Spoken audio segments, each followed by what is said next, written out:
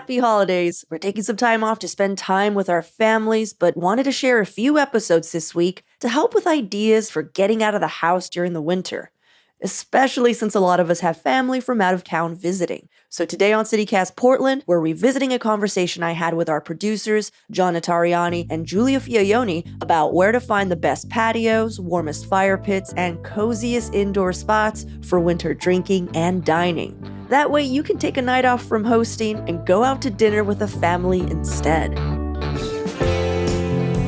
It's Monday, December 23rd. I'm Claudia Meza, and this is what Portland's talking about.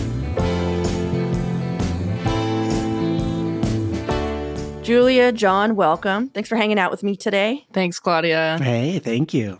Before we start talking cozy, I wanted to give a shout out to Kate, a listener of the show that suggested this topic. And I'm actually really excited to hear about everyone's picks because I also get stuck in that rainy winter cycle of not leaving my house, which can be conducive to bad mental health. Mm-hmm. Do you guys still hit the streets?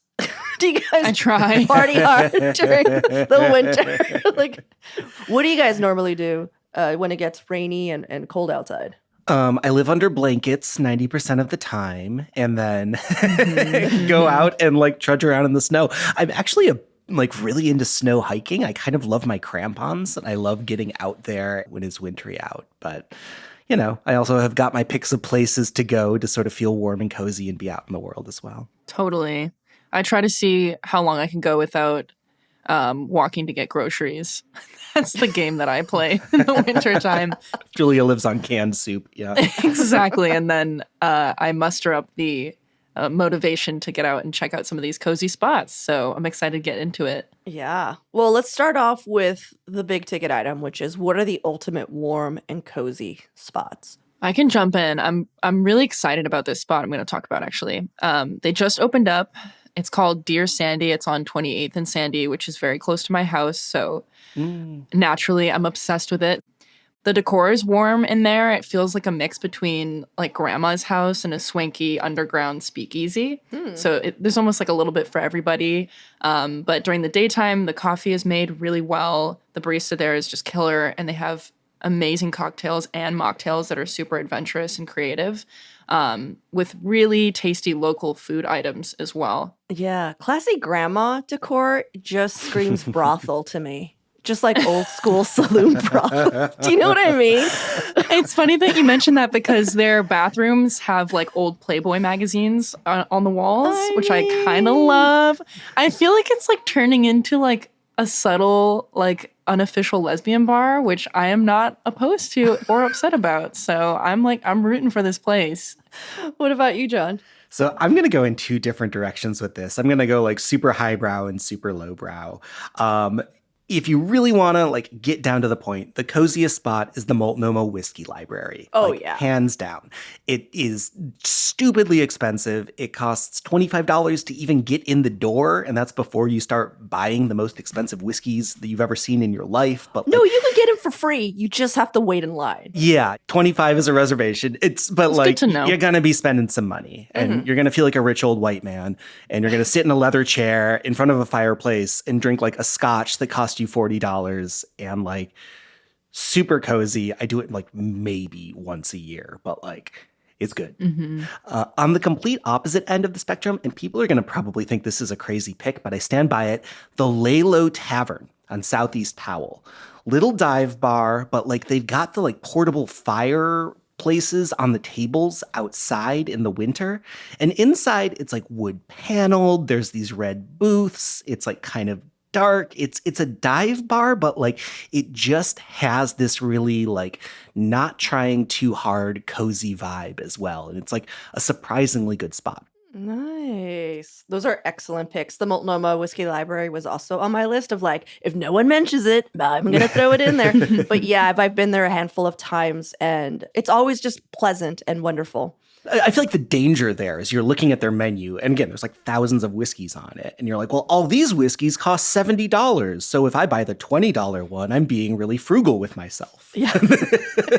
I think there's an actual word for that. It's where you get conditioned to your new baseline of this is what's expensive, and it's ludicrous. It's just whatever. Yeah. But anyhow, one of them is Les Cavs, which is this little wine bar off Alberta in what looks like a little alleyway, but it is underground. So already feels a little cozy.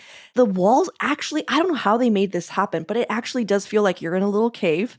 And you can reserve this little candlelit table and this little like nook that is inside the wall, if that makes sense. I've never done it, but I always see people in there and I'm always a little jealous. Like I'm like, I would like that to be me sometime. I've also been jealous of that, like the cave in the cave. Yeah. And it's like kind of like a little bit elevated, so you're almost on display. And they're like immediately like the main character of the entire, like you go in and you're just like, they're having a good time. We're peasants, you know? Yeah.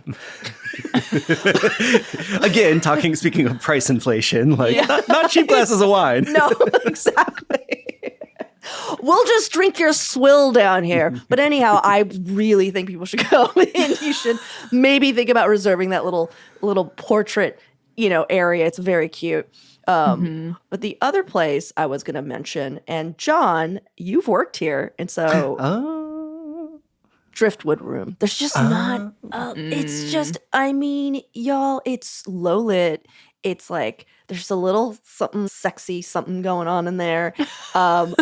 Is the bar made out of leather? Like, I want to say the bar is made out of leather. Like, I just feel like there's just leather everywhere. Yeah, the like edge of the bar is, I mean, not the bar top itself. That would be unsanitary. But it is, but the edge is wrapped in like, there's like a leather wrap on it. Yeah, it's a great little spot. John, can you explain what you had to do in order to make a drink? Oh my gosh. I mean, it's so dark. There's no lights inside the refrigerators because, it's a dark room. If you were to open a refrigerator, it would be too bright. So we all had to carry pen lights with us. And if we wanted to get anything out of the refrigerator, we had to have our like little flashlight to get in there. Yeah, I wanted you to bring that up just because I wanted everyone to know like how hard everyone's working to keep the vibe solid at the Driftwood Room.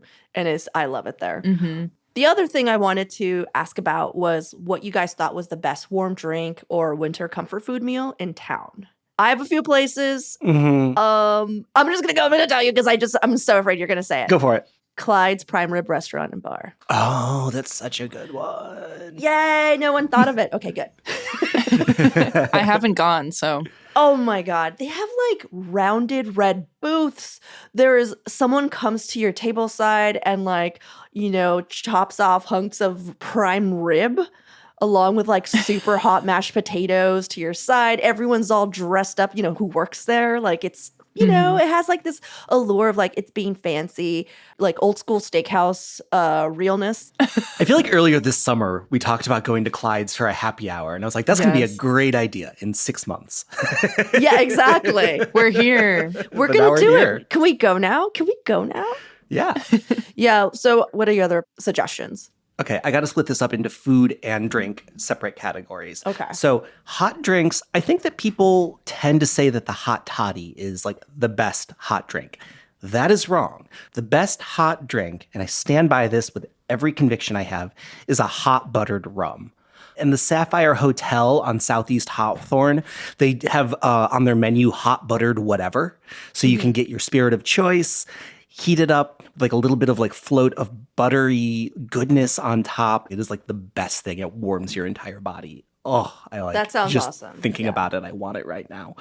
In terms of food, I'm going to go with Keo's Ramen on North Williams. I feel like ramen across the board, like good winter food. But they've got this Maya ramen, which is like a really heavily Szechuan pepper infused ramen. So you get that like deep, warming, brothy ramen goodness, but it also has this like Szechuan kick that kind of like numbs your face out. It's so good. It is like I love that. my awesome. ultimate winter craving, Keo's Ramen. Yeah. Yeah. Wait, I realized I didn't give a drink. And the reason I didn't was because I was afraid one of you was going to say it and I didn't want to steal your pick because I'm so considerate. I'm such a considerate host. Thank you so much. What's your drink? I mean, if we don't say it, someone's going to email us and be like, how dare you? Spanish coffee, Huber's. You have to. Yeah. You have to go. You have to go. Undeniable. It's undeniable. And not only that, it's like the season for turkey. It's the season for like that kind of meal. And that is their specialty is their turkey dinner. So Huber's is a nap waiting to happen. You go there. have one Spanish coffee and a turkey dinner, and then you just have them roll you out into an Uber or something. I have no quibble with that choice. Yeah. all of it. Gimme. I gotta jump in and say I'm still here for the hot toddies. I am pro hot toddy. I don't know. You sounded like you were trashing them. No, hot toddies are delicious. I just need to crown a new queen of drinks. Yeah. I realized pretty quickly, though, it's like just not super cool to go to a dive bar and ask for a hot toddy because nobody wants to find the hot water. So it's true. I was on a journey last season to find like a casual enough spot to go into to get hot toddies on a whim. And I found out that the Pope House Bourbon Lounge on Northwest Gleason is a really solid spot for that because it is a spot you can just go in and grab a drink and leave. But also they have good food, and their hot toddies are solid. But for cozy food options, my favorite spot to go to is the Rambler, and I go there specifically for their Frito pie. And if you don't know what Frito pie is, it's Frito chips with chili and cheese on top, and I find it to just be so cozy and comforting. And the Rambler has great outdoor seating with different fire features, so wherever you go in that space is nice. And just get the Frito pie if you're there. I heard that the Rambler, that it's gayer outside. That's what I heard. Hot tip, gayer outside. According to Brooke Jackson Glidden of Eater, yeah. By the fire. Sorry. It's a conversation we've had with our food correspondent, and we had a whole thing about the Rambler, and she assured me that the Rambler's sitting area outside is a lot gayer than inside, so I would feel comfortable. So anyone listening who's just like, the Rambler, that sounds pretty straight to me. Sit outside. That's where we're all hanging out. Okay, well, let's take a quick break here. And when we come back, our picks for the best outdoor spaces.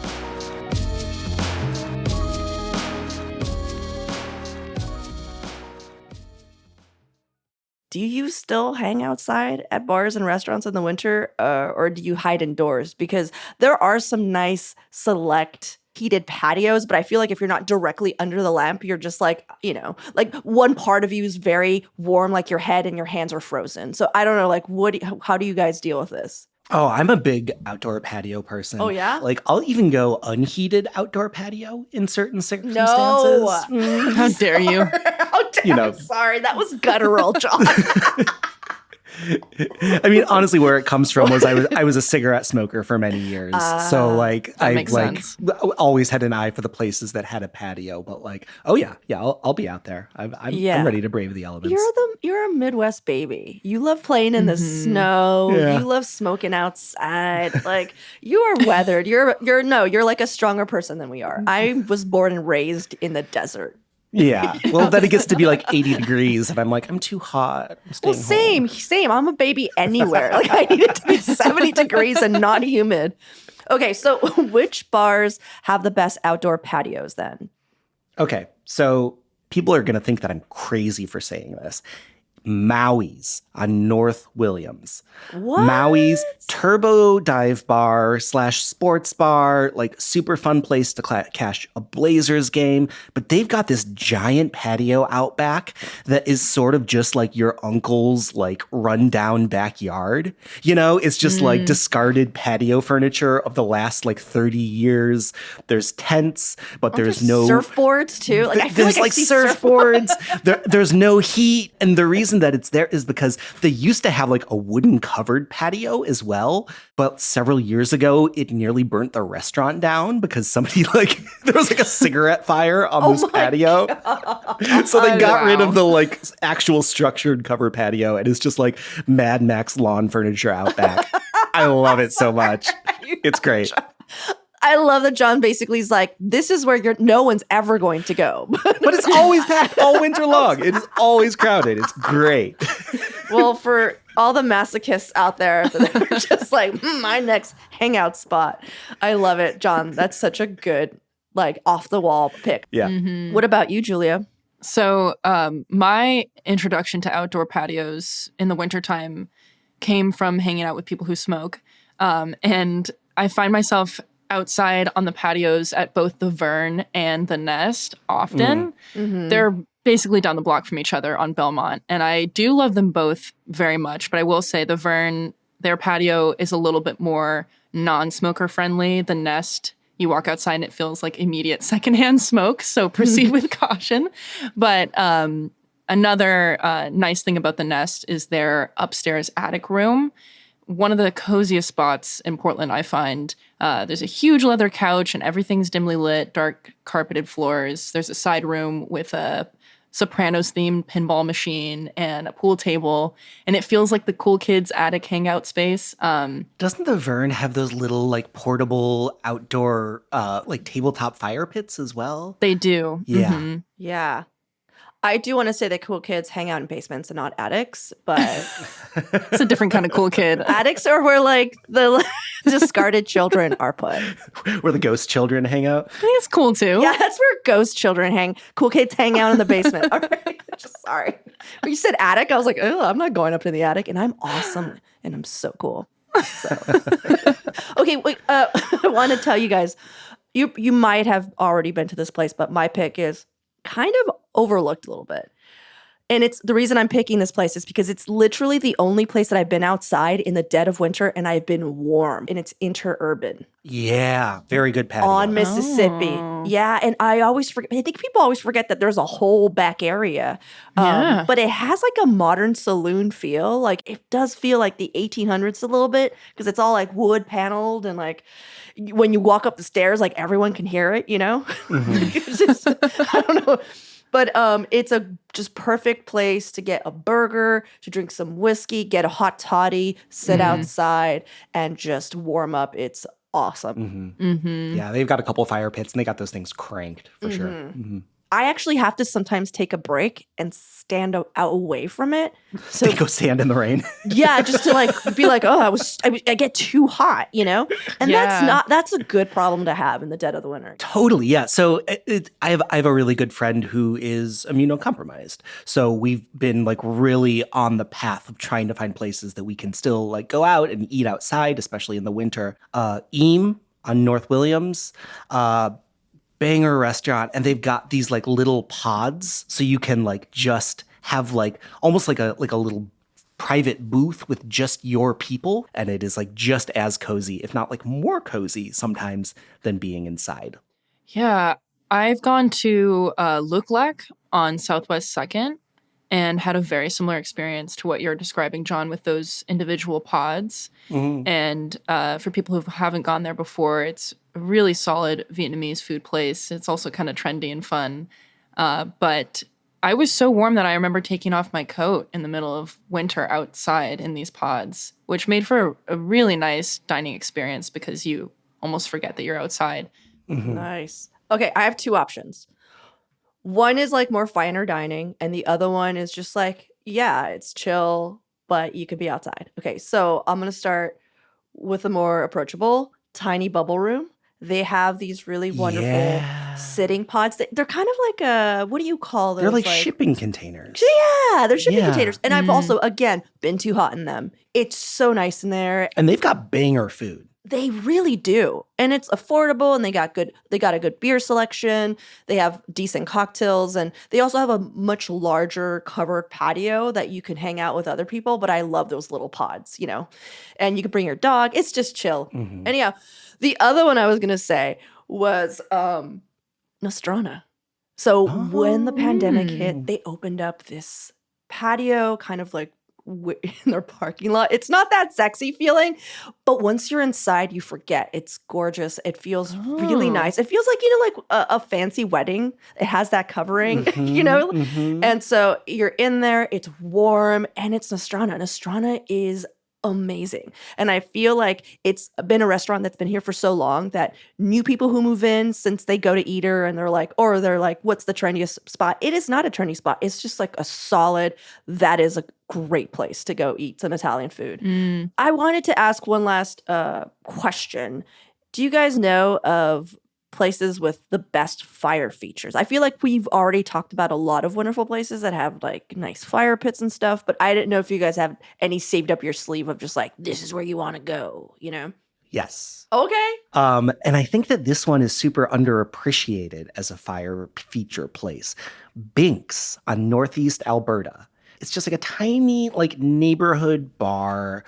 They've got like drinks, they're fine. They got like food, it's solid. But they have two fireplaces. One, just like your normal sort of like in the bar area fireplace. But then they have this like indoor-outdoor patio that is just like a fireplace room. But it is sort of like you are in this just super cozy, like indoor-outdoor fireplace zone. I think it's somewhere that I always forget about as being a cozy place, but anytime I do manage to stop back in there in the winter, I'm just like, oh, this is great. So Binks, a little bit under the radar. Least under the radar thing of all time, but I think it deserves to be mentioned, Timberline Lodge. Like all the way, drive you up that mountain, get out in the snow, get cold, and sit in front of the fireplace at the Timberline Lodge. It is phenomenal. Yeah. What about you, Julia? I don't have any, so I'm taking notes on John's deep cuts. And it's so funny because John took mine. I'm like, he did it on purpose. Like he went into my house at night and he took my suggestion. But yeah, mine was Timberline Lodge. Because I agree, John. It's the extremes. Like you're so cold. You're up in a mountain, and like there's also it's the lack of choices, but not just that. It's gorgeous. A lot of people don't know this, but it was made as part of the what was it? I think it was WPA. I think it was Works Progress Administration, but It is the Works. Yes. So you have craftsmen that went up there at WPA. Like that's when they actually made the roads to get up there. But you go in and there's just the most beautiful hand carved features that I think a lot of people like overlook just because you're just like, whatever. But it's just like, no, somebody did that. And that's insane. Like you don't see that stuff anymore. It's just a gorgeous room. But I also just wanted to shout out a couple places I've never been to that I seem really cool. And they're also like these old standards, which is Fireside. I mean, just the name alone. I also used to work at the Fireside. Oh, no way. Yeah, the Fireside. Oh, the Fireside is great. It's on 23rd, and it's that bar that has like a kind of old school marquee, and like they have a lot of like silly, like / sweet slogans on it. Like I was looking online, and they had one up there that said, "May the forest be with you." Yeah. Yeah, great. Sort of like new American-ish bar restaurant. Killer cocktail program and several fire pits inside. Yeah. I looked at the pictures and I was like, I want to go there. And I realized that I always get the Fireside confused with Ringside Steakhouse, which is like this old school steakhouse. And I don't know what it is about those two, but I get them confused. And now I want to go to each of them so I can like sort them out in my head. And I've heard that they both have like really nice fireplaces and they're cozy and the food is just very much like warm winter offerings, like what you want to be eating when it's cold out. Julia, you got me going on, what was it, Dear Sandy? Yes. Yeah, yes. I really want to check that place out now. That sounds awesome. Yeah, highly, highly recommend it. I don't know, it checks all my boxes. When you walk in, it's a place that feels like a warm hug, and you always end up staying longer than you intend to because everyone's super kind. I am curious now, though, to ask the both of you, have either of you been to the Knockback? I've heard it's on Northeast Alberta. That place has a killer outdoor patio. John, tell us about it, because I was recommended that spot this week. Yeah, the Knockback is great. I mean, I haven't been there in several years. I haven't been there since before the pandemic, but I used to go in there. I remember they had like a really great slider menu at one point, and they also have like a good indoor-outdoor space with like some heat lamps and a fire pit, just a good sort of neighborhood bar, like Maui's backyard patio, but with like some amenities like heat, Oh, that's great. Really, really great. I feel like Maui's is the place where they're still playing lawn darts. You know what I mean? That game that they like outlawed and banned, but not if you go to Maui's, man. It's just like rusty like fences all over the place. I got tetanus at Maui's. It's a tattoo you can get on your way out. Well, you guys, thanks so much. I hope that everyone listening got some cool ideas for new places to check out this winter. Yeah, we gotta keep each other's spirits up. It gets dark. It gets dark and cold. Yeah. Yeah, this is fun. I'm excited about this list too. Thanks, Claudia. Yeah, thanks, Claudia.